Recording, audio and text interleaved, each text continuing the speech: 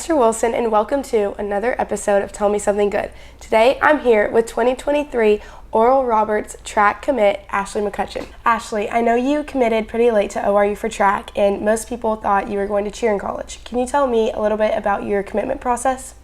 Yeah, so I was planning on cheering at Ole Miss in the fall, and I went to a few of their cheer clinics, and I ended up not making the team, which kind of made me pretty upset. So I was like, okay, I don't really know what to do now. I got a really last minute opportunity to get to go run at ORU, and I'd been praying about it because the Lord had closed a door that I didn't expect to be closed, and so I took it, and then I felt a lot of peace about it after my visit. What are you most excited about with running at the D1 level?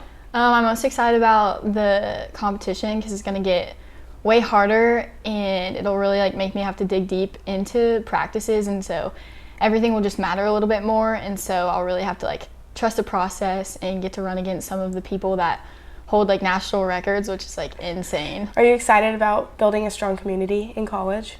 Yes, so my teammates have always been my closest friends throughout high school, and so just having that community ready for me in college gave me a lot more peace to go off to college, because I was a little scared to go into somewhere unknown, but now it's I know where to find my people. When did you know that the 400 was going to be the event that you focused on and you worked hardest at?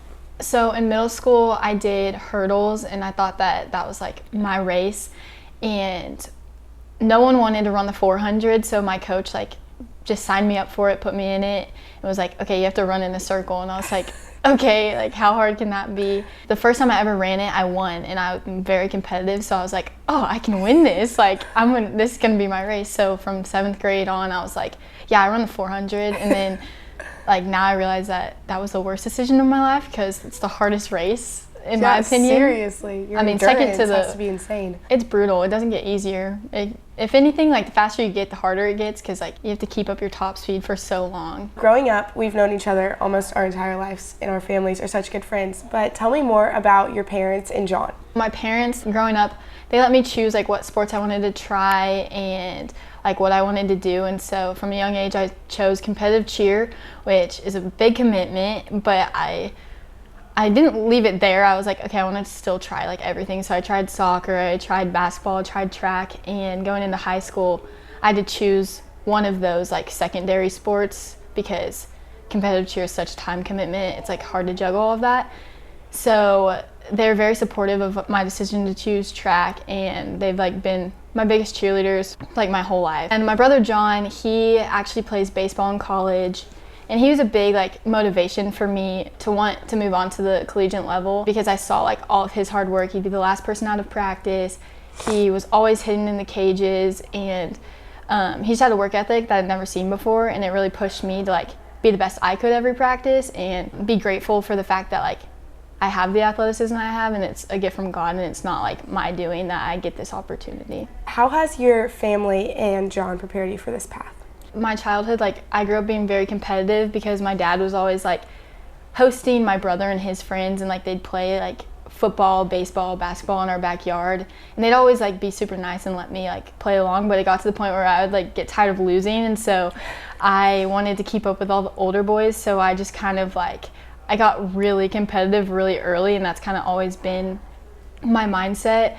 And my dad's always encouraged me to be competitive, because he's very competitive. My mom's always been yeah, you can be independent, stick up for yourself. So I think that they really encouraged me to just stand firm in myself and not have to be codependent on someone else. Growing up in Fort Worth and running track and doing cheer, what is something that most people might be surprised to find out about you? I go to Christ Chapel. For the past 2 or 3 years, I've served in children's ministry with a group of, they started as I think 3rd graders, and now they're 5th graders, and so I've served with them and taught them every Sunday, which not a lot of people know about me. What is a big lesson that you've learned while serving at Christ Chapel? Whenever I'm teaching, it's not my words that are what's helping the younger girls, and it's not my doing that they are looking up to. It's the Lord shining through me, and it's the Lord's words that I'm using, and so it's not glorifying to me at all, and it doesn't gain me any recognition, and it's all for the Lord and furthering his kingdom. To get to the level of running that you are at right now, you need a lot of people to help you get to where you are. So who's your biggest mentor in life? And it does not have to be through sports.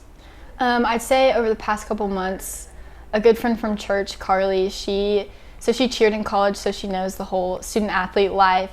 And she started off like talking me through the cheer process because that's what I was gonna do, and pointing me towards the Lord and making sure I knew like my worth was built on Him and not in myself or in my athletic ability. Then this like new opportunity came, and she's really just like pushed me and encouraged me, and like it's been really nice to like have someone who knows exactly how busy I'm gonna be and how hard it's gonna get, but it's like she's on the other side of it, and so it just like helps me have more peace about like what season I'm about to step into.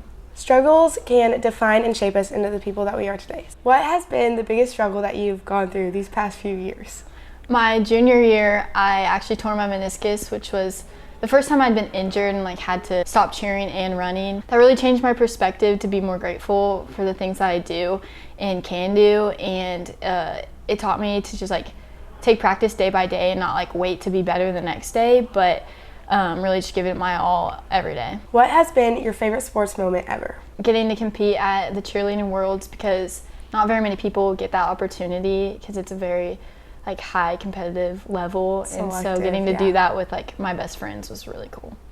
Do you have any funny sports moments?